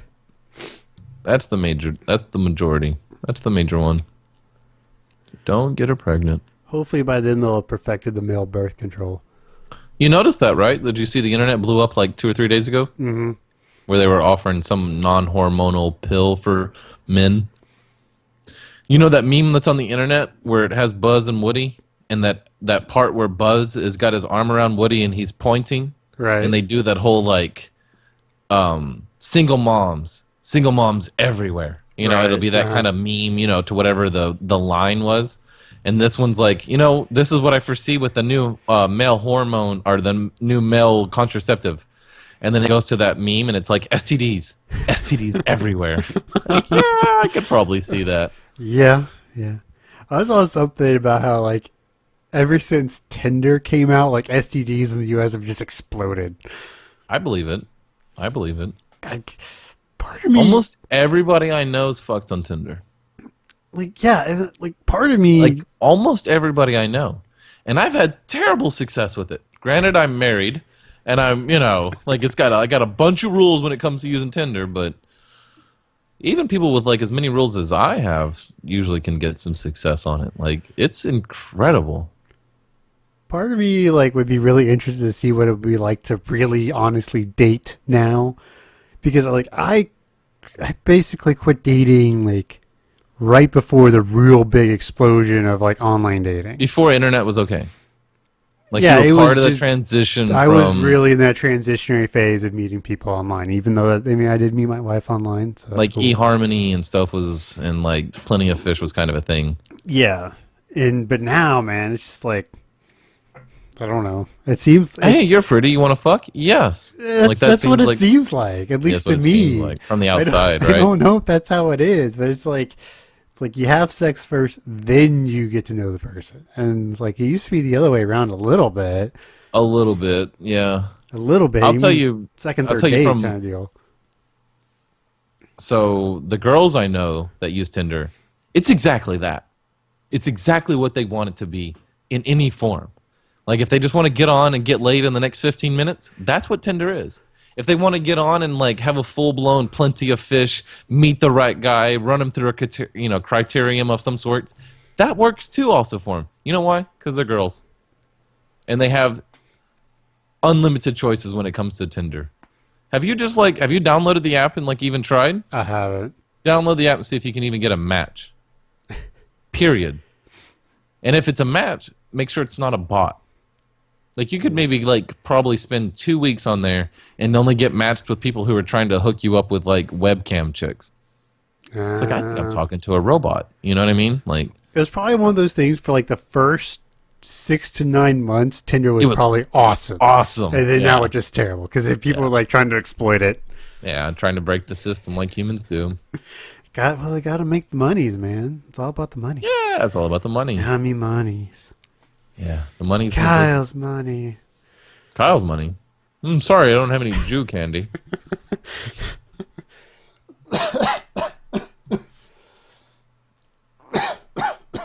Oh, Jacob, sorry. Don't trying. die. I'm trying my best. I'm trying my best not to die. You're almost always dying on us, Jacob. I know. It's terrible. He's like, this is kind of my fate. Spoiler alert. A long enough No one makes it timeline. out alive. So I've been reading the Harry Potters. Oh, yeah? They're really good. Where are you? I just started The Goblet of Fire, which is the 4th book. Fourth one. Going into the fourth? That's about where I got through the fourth one and I quit on the fifth one. Really? Mm-hmm. Why is that? She gets so long-winded. Just like, It's oh, already started. Yeah. Well, it gets, like, Goblet of Fire, especially in the book, should have ended 5 times. Yeah. I don't know about that, but I mean, just the description, so every book starts with him at the Dursleys. And it's this kind of miniature adventure to get to Hogwarts. These different, like, kind of episodic, like, adventures. Every single one of them has become a little bit more long-winded, a little more boring, a little less interesting. It's like, come on. This is kind of shitty, and it's the exact same. Now, book 5 is where the story really shifts. It gets much darker, much more intricate. They start to become grown-ups. Right. I think they're about 16, 17, and so they Yeah. start getting into that. But yeah, I couldn't do finish it. it. I couldn't I'll do finish it. it. I tried. It turns out these books aren't even that long. Like, I thought Harry They- Potter books were huge, but they're not They that get terrible. long. Yeah, but I've also done, the Console Wars and the Dresden Files and stuff. It's nothing compared to the Dresden Files. Did I give you the Harry Potters?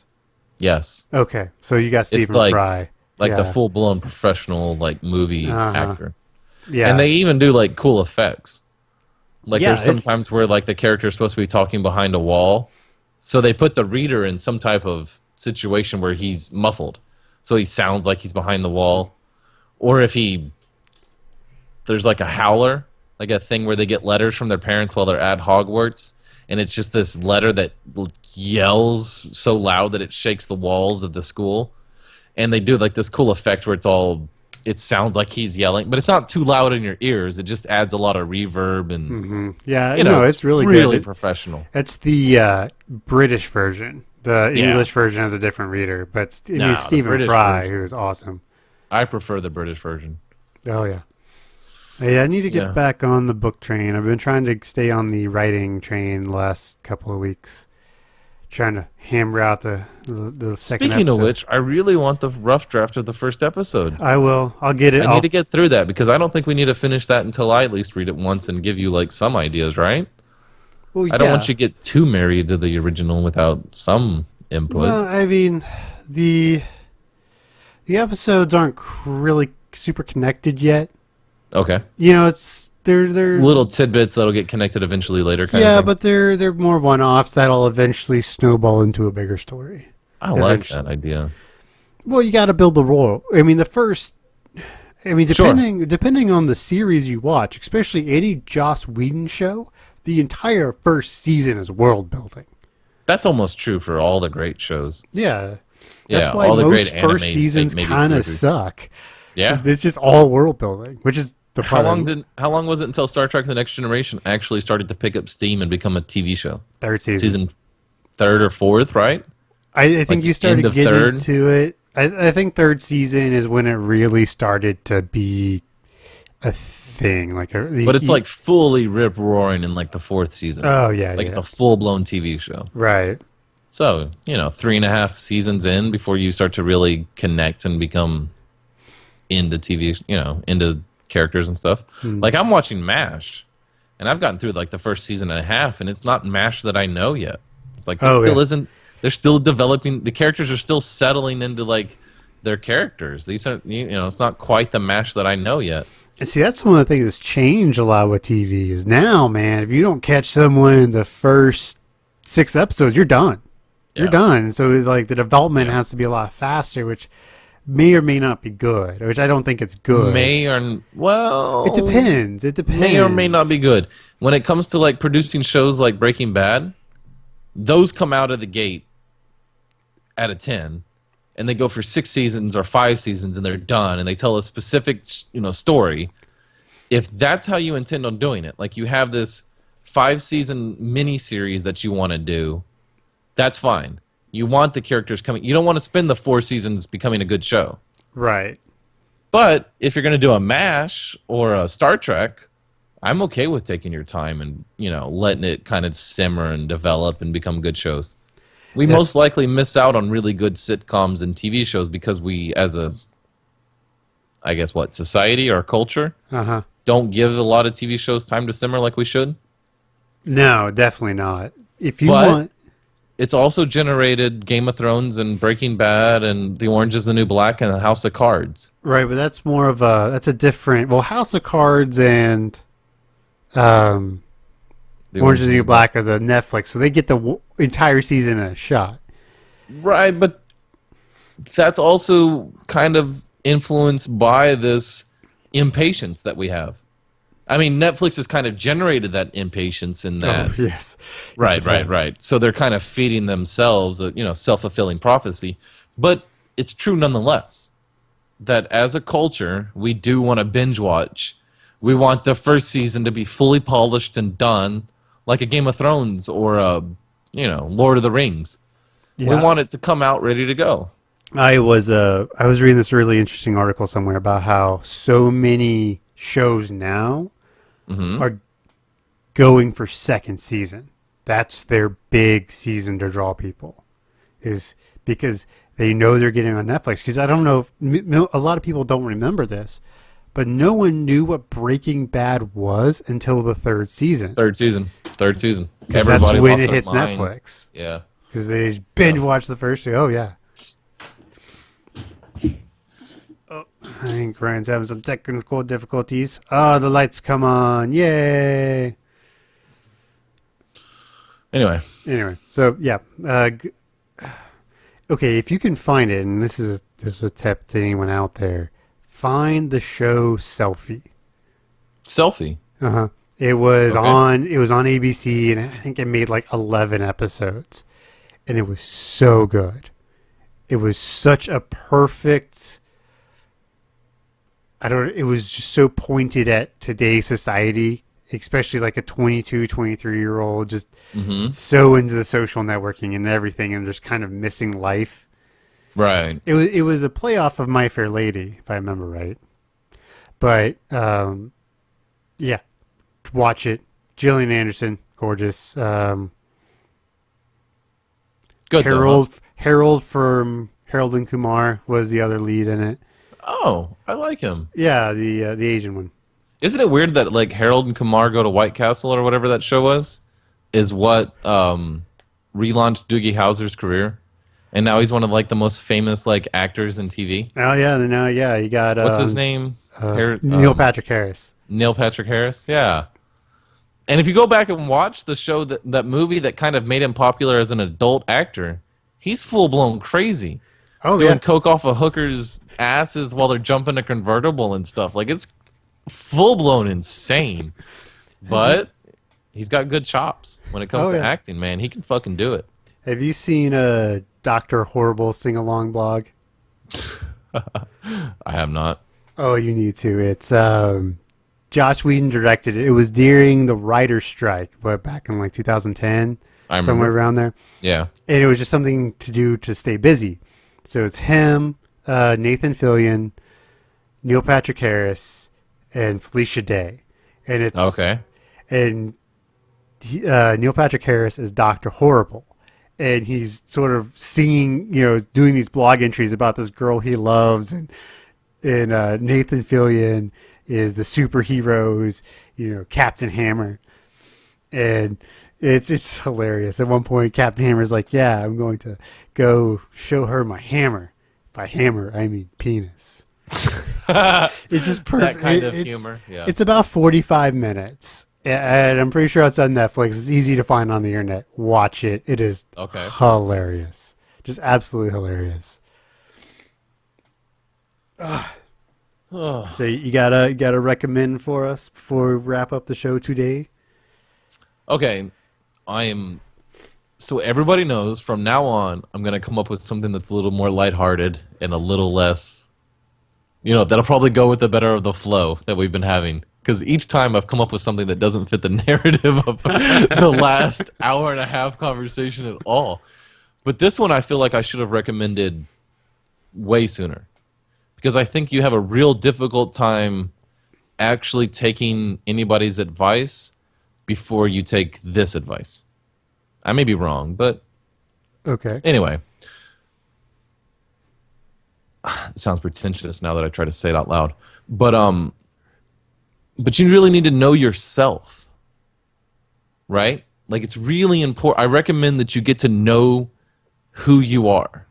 Like really know the kind of girl you want. And I don't just mean the kind, like try not to pay attention to all of the outside influences that you have trying to describe to you what they think you want in a girl. And I know it's difficult, but try to separate yourself from that kind of stuff, like what your mom thinks and what your best friend thinks and what Western society movie thinks and what whatever TV show you're in kind of thing, and really know what you think, the kind of girl that you want.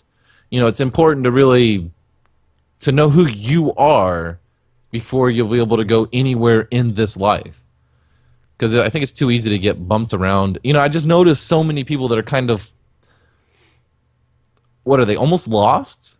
Or almost don't realize they're alive. Lost. You know what I mean? Like they don't quite realize that this is their one chance at reality. Well, for so many people, and I would like to take up a little bit on this, for so many people, they define themselves by something. That's why a lot of people, when they get out of either especially high school, especially if they were, a jock or popular, and they go somewhere where they're not, they list and they don't know. Right. And it's really easy to define yourself by what you do, what you listen to. I mean, we've all been guilty of it. I mean, sure, I'm a skater. Yeah, I'm a skater. Or I'm an alt rocker, whatever. Right. Yeah. Mm-hmm. And sort of, I mean, those things are important and they do influence who you are, but they aren't who you are. They can be an expression of who you are. Can be, yes. Yes. But don't let them define who you are.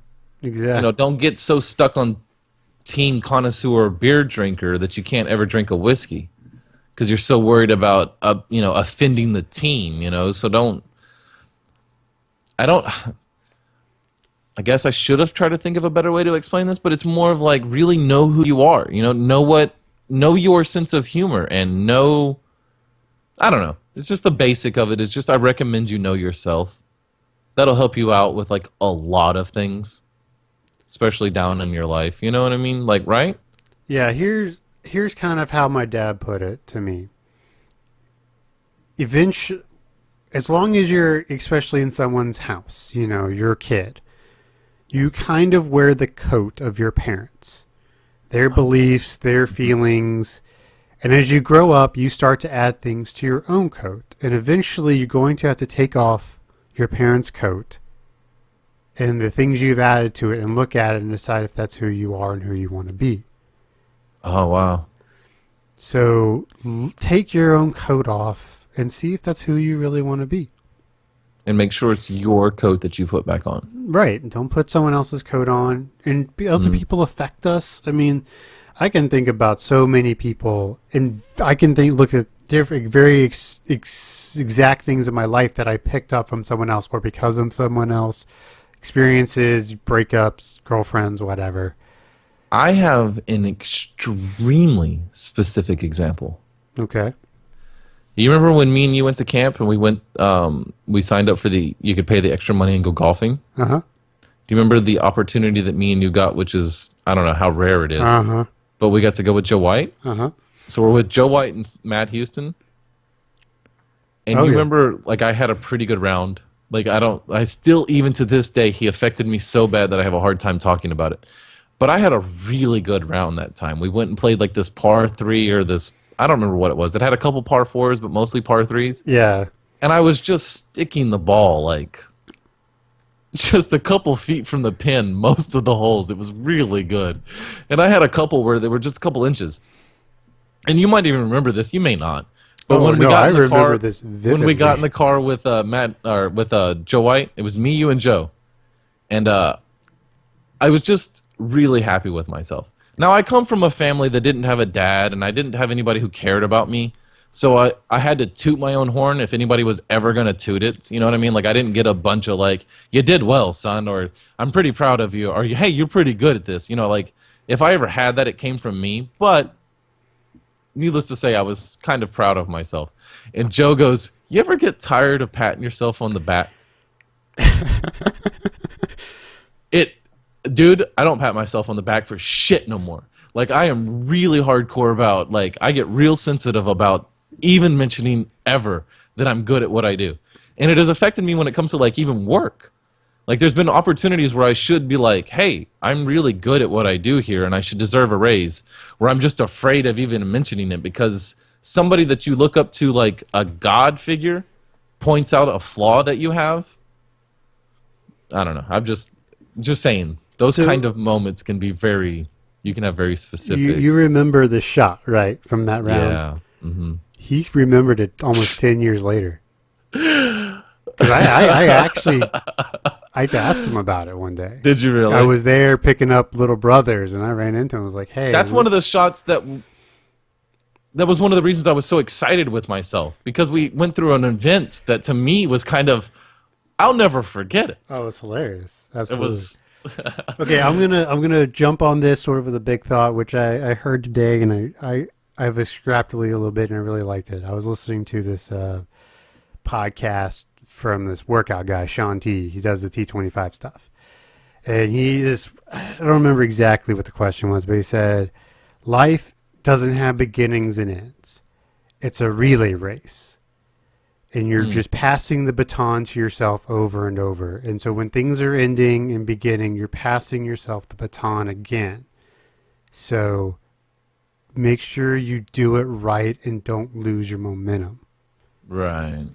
And I really like that analogy because so much of our lives are geared up in beginnings and ends. You know, instead of just being happy with the progress, just being happy with, you know what, I'm better than I was a year ago and I can still be better. But you know what? I'm happy because as long as you're happy with progress, you'll always be happy as long as you're progressing. So you'll never get stagnant. But you may never reach the end because there may be no end. Because for a lot of things in life, there are no ends. They're just progress, and so that's something I've decided to really embrace this year. Now that I've heard it, because I never had thought of it that way, but I'm going to be happy with progress and not try to be so caught up in the goal. Destination. Right. Yeah. Progress, moving forward is the goal, not getting to the finish line. And that does tie in with knowing yourself well, because there's some batons that you should just drop. Yes. They are making you miserable. And you're taking yourself further into a direction you don't actually want to go. And sometimes those are people. Sometimes those are habits. So, I mean, the hardest Jobs. batons in the world are people. Like People. Oh, Yeah. people. Yeah, but it's also sometimes, you got to really know what you want, and that can require a level of honesty that some people can't even be with themselves. No. Yeah, you need to have an existential crisis by yourself. You need to really know what you love and be honest. Mm. A good question that I like to ask myself sometimes is, if I were to lose everything right now, everything were to be gone, what would I really miss? Yeah. Internet. Yeah, that'd be one of them. I meant more like people and jobs and situations, not, Oh, I thought we were talking about important things. Yeah. Yeah. So you mean like your car and your golf set, like those things? Yeah. Oh, yeah. The car that I hate in the golf clubs. I might be able to swing now. That's something I'm hoping to get back into. And on that bombshell, we'll call it a night. Wow, that got serious at the end there, didn't it? Yeah, we're going to have to work on that, Jacob. We need to do it at the beginning. We need to do this at the beginning and then just have fun the rest of the time. I'm in. We need to work this out. All right, everybody. What it is we just get to talking for an hour and a half, and then at the end we're like, hey, we have these obligations that we kind of set up like 10 episodes ago. Do you have any recommends? And I'm like, yeah, but it was totally bad for what we were just talking about. You can say that. We can just move on. You don't actually have to recommend it. Okay. Hey, how about next time you recommend, like, Mario World. Something. Okay. I'll work on that. All right, ladies and gentlemen, remember www.f2en.com. 42podcast@gmail.com, at 42podcast on Twitter. Thank you once again, and I hope you enjoyed episode 21 of the 42 podcast. Have a good night. Bye. Since often. Awesome. Yeah, it's good stuff. Does he still rock a pretty good beard then? Oh, yeah. He keeps it a bit closer than mine is because, he's an important person. Where I'm just, a computer programmer that sits in the back corner and doesn't talk to anybody all day. And I'm okay with that for the most part. Yeah, that's not a bad place to be, really. And I did, like, the cubicle behind me that's up against the wall opened up about a month ago, and as soon as it was open, I moved. So like, I'm like farther away? Yeah. Like more against the wall? I can be pretty antisocial. I won't lie. Not you. No way. So did you have a good Father's Day? Bad, indifferent? Just one of those things? It's not public, but it was pretty shitty. I'm sorry. Yeah. No big deal, though. I mean, you win some, you lose some, right? That's right. Yeah. Did you get to watch did you watch any of the U.S. Open at all? The golf tournament? Unfortunately, I don't have TV right now. Oh, man. It was human drama at its best. Like, it was the back nine was, because it's the U.S. Open, which is the hardest golf tournament in the world. And you think so? Well, that's what the USGA prides themselves in being, is the hardest major in the world. Really? I think, like, it's more difficult than Augusta Pines? Oh yeah. I think this year 8 people finished under par. You know what? I think it's kind of shitty to say that you're a difficult golf course just because the greens are shitty. Well, I saw the greens do some. I saw the balls do some stuff that they're not supposed to do on a A-class course. I did think Like the there were some greens were strokes kind of iffy, added but- on just because of a shitty green. And generally, that's not the divot mark. case. I think the course got away from him. I don't know, man. I don't know. That one where the ball's perfectly on course, and then when it gets to the hole, it kind of follows this like divot ridge around the hole. It's like you almost should have given him that one. Like he hit it perfectly. But anyways, Like there was no way to make that putt. There's just, oops. There's just no way to make that putt. for a while. Yeah, I really do think that's most of it. I think his body's just broken. But anyway, it It's was not like an Ernie Els swing who can probably play golf all the way until he's 70. yeah. Oh yeah, The it's- Big Easy. He's got such a perfect swing that he can probably do that until he's 75 years old. See, and that's something I worry about with Jordan Spieth. Is his swing? It's pretty violent. Is it? Yeah, it's all like it works. It works for him, but it's not overly pretty. Right. It's not like you said, Ernie Els, who just like, if you could, he's one of those people. If I could, teach someone to swing, it'd be like, here, do this. And Yeah, if you no, could be Ernie Els, it's near the perfect golf swing. Oh yeah, it's fantastic. Yeah, robots swing like Ernie Els does. Yeah. Oh Just yeah. this kind of perfect, it's got a lot of timing and a lot of rhythm and It's got a perfect smoothness to it, a smoothness to it that most people just envy. rhythm. Just They call him the Big Easy. it's I mean, he's got perfect rhythm, just Perfect. perfect tempo. Just oh And yeah. he doesn't seem to be bothered. Like every golf shot's just like, a par 3 on a Sunday afternoon with his kids. Just so nonchalant, and it's weird to see somebody not get in a hurry. You know what I mean? Like he doesn't ever rush the golf club. He just he weighs 200 pounds and the golf club weighs and the golf ball weighs an ounce, and He uses that he's to his okay with that. advantage. Yeah. Yeah, he's okay with that. He can still crush a ball too. Yeah, he can. He gets 310, 320. It's not 340, 350, but still, it's far enough out there that he's hitting 9 yeah. irons and 7 irons in, which is good enough for a pro. Yeah. Especially with his swing, He's got the just classic golf swing. I was love about like Dustin Johnson. That guy took a 5-iron, 255 yards yesterday. I don't understand that. I can't. I don't understand. I don't know if that. I could hit a driver that far right now. If I were to go out and just start cranking on a driver, I don't teed up. I don't know if I could do that. He is so long. Much less like make it stop, like hit it and let it roll to like 12 feet within the Yeah. like what? Oh. You're a monster. You're a goddamn alien. Like what are you doing? Like I don't know. Yeah. But when there's $1 million on the line, like In a major. it makes sense. Yeah, it makes sense that there's some pretty good people. Yeah. I don't know. But so 16, right? Spieth Mm-hmm. sinks his birdie putt, so he goes to -6, and so he's got a 2-stroke lead. No, he's got a 3-stroke lead on the field. So and I told my wife, like, this is over. It's over. Just to stop you, is he the guy who won The Masters. the Masters? Yes, the 21-year-old kid. phenom from Dallas. Yeah, he's the new phenom from college. Yeah, and so he goes. He goes into 17, which is his par 3, and goes full on shankopotamus, just right into the rough, like 8 What? foot. Oh yeah, Really? dude. Oh, terrible.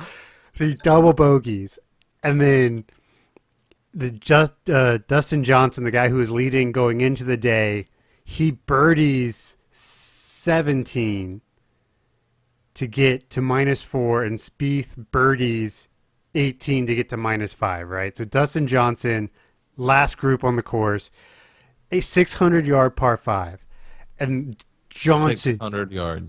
crushes it like the 6 best. football fields. Yeah, he crushes this driver like 350,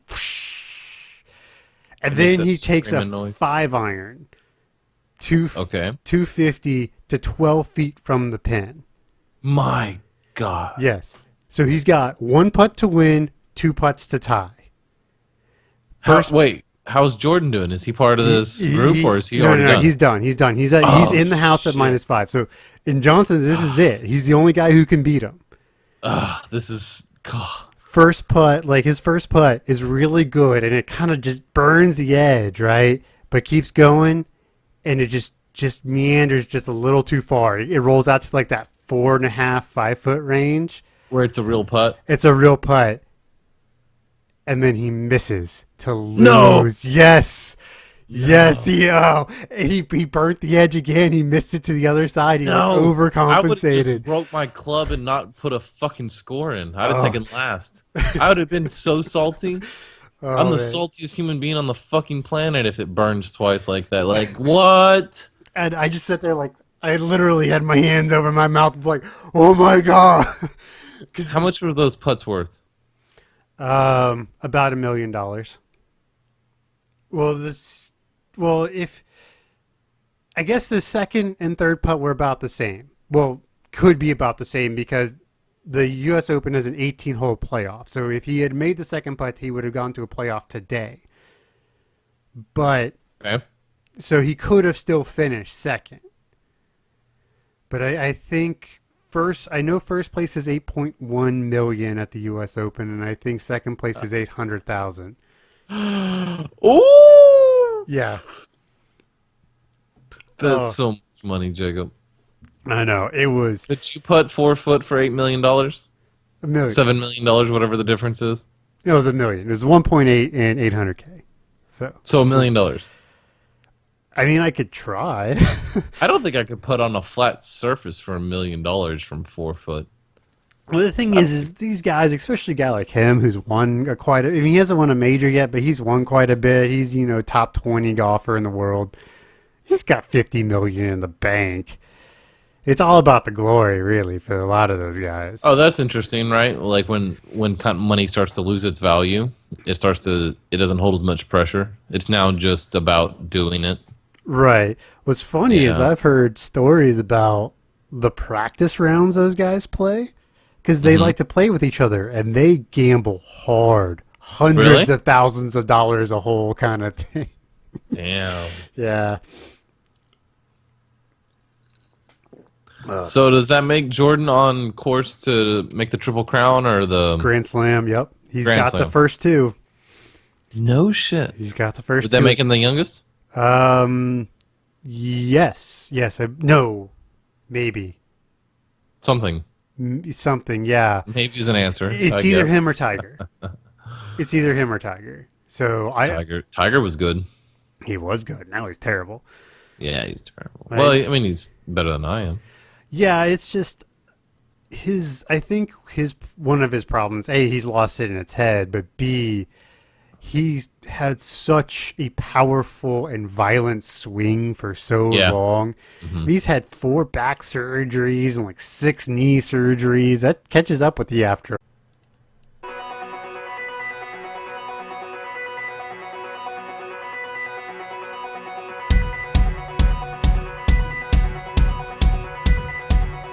Welcome back, one and all, once again to the 42 Podcast, latest and greatest club from the restaurant at the end of the universe. And as always, to my left, your good friend and mine, Mr. Ryan. How you doing today, buddy? Hey, Jacob. I'm good. How are you? Not too bad. A bit under the weather, a bit of a cold or allergies or something. I don't know. Yeah, like a head cold or a chest cold? It's mainly in my head and coughing a lot, but just mainly in your head. Yeah. Funny. I am. Sorry we were coming to you a day late, but yesterday was Father's Day, so family obligations and such. I'm a father. That's how it goes. Mm-hmm. So you didn't even realize it was Father's Day, though, did you, Jacob? It was one of those things. How much do you care about your dad? I love my dad, but I just talked to him the other day. It's one of those things, like his birthday and Father's Day are within like 8 days of each other. So they are? Okay. Yeah. Did you get him something cool for his birthday or just a phone call? I got him some beard grooming stuff because my dad's got a nice beard. So I got him some beard. Your dad has never not had a beard. He's always had one. And I've known you for more than half your life, right? There was a brief period right after we moved to Oklahoma, he shaved it. No, he didn't. Yes, he did. Because I remember the one time on vacation, right? No, that's it. That was it. Never mind. That was the time. It was on the vacation. He shaved it for 2 days, and as soon as he walked out of the bathroom, he went in and shaved it, and he comes out, and your mom's like, almost in tears, like, grow it back. Like, you need to grow that back. I mean, he's had a beard since college, I think. 18, 19 years old. Like, I think when he got married, he had a beard. Like, he's had it pretty much his entire life, adult life. As long as I've known him. Yeah. I've only seen him once without a beard, and he looked like something out of, like, Chernobyl. It was just like an accident. You're like, no, not you. It was like seeing like the evil twin or something. I don't know. Yeah, so I got him some beard stuff, got him some beard shampoo and some beard balm to make it all nice